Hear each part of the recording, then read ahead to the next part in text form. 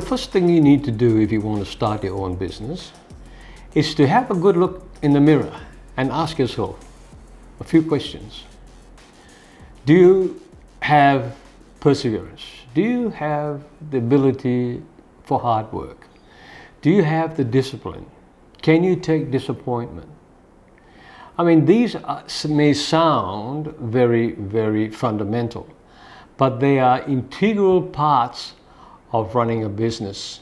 If you've got the stability and you've got the perseverance to keep going when times are tough. And times will be tough. Times will be tough. Times you'll have headwinds in the business. The best plans can be shot to pieces.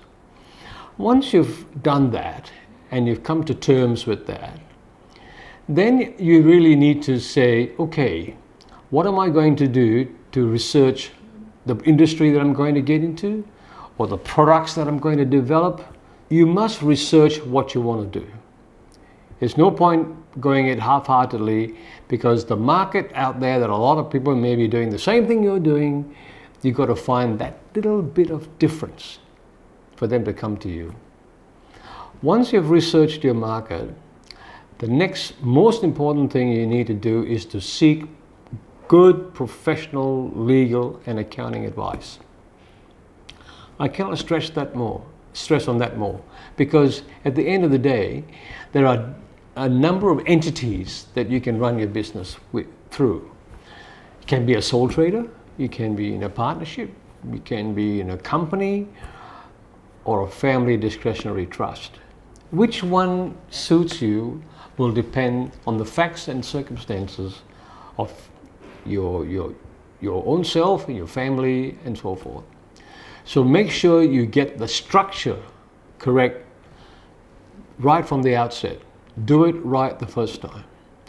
Once you've got the structure, then you have to decide, you have to do the research into the tax laws, into work cover, into superannuation, right? Into employee obligations, employee entitlements.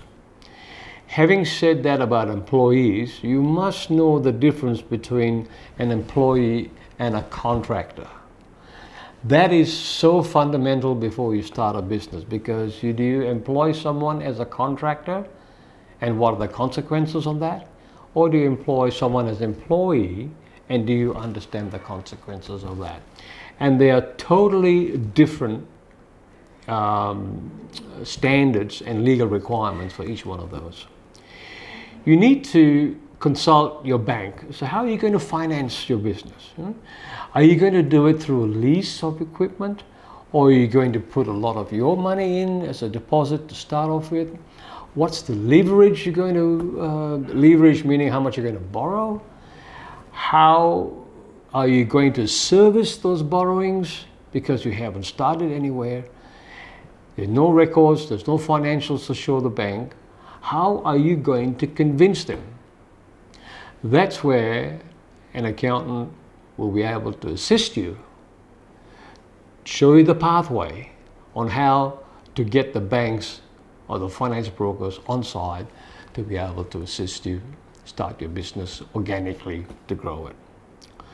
It might sound a lot of things you need to do, and you might want to go away and think about what I've said, because it's best to do your research now and go through the pain of finding out, and spend the time looking at these factors that I mentioned to you before you start doing anything. And at the end of the day, if you say, yes, I've got it all pat, I've done my research, I've seen the bank, I've done this, I've done that, I've seen my legal guys, I've seen my accountant, then I think you're on the road to success.